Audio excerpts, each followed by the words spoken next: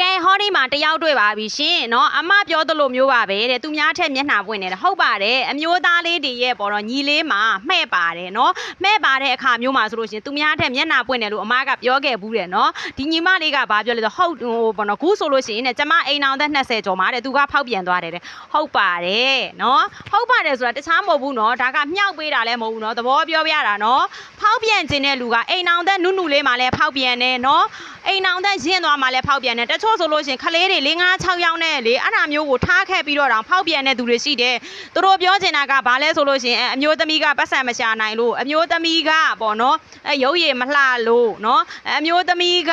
အိမ်အောင်သက်တန်းကြာသွားတဲ့အချိန်မှာမလှလာတော့လို့ပူစီကကျဲသွားလို့ဘိုက်ကပူလာလို့ဒီလိုအကြောင်းပြချက်မျိုးစုံနဲ့နော်ဖောက်ပြန်ကြတယ်ဖောက်ပြန်ခြင်းတဲ့သူကအပြစ်ရှာတယ်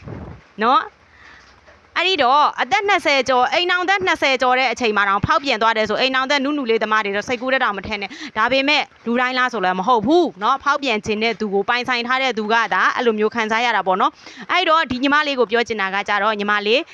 ဖောက်ပြန်သွားတဲ့သူကိုလိုက်မစွဲနဲ့ကိုပဲလှအောင်နေမယ်ဟုတ်ပြီနော်ကိုပဲလှအောင်နေမယ်သူနဲ့အတူတူပတ်သက်ခဲ့တဲ့ကိုရဲ့ပူစီကိုကြတော့မှွေးနေဖို့မှွေးပြန့်နေဖို့ပေါ့နော်ပြီးလို့ရှိရင်ချစ်လစ်နေဖို့တည့်ရစ်နေဖို့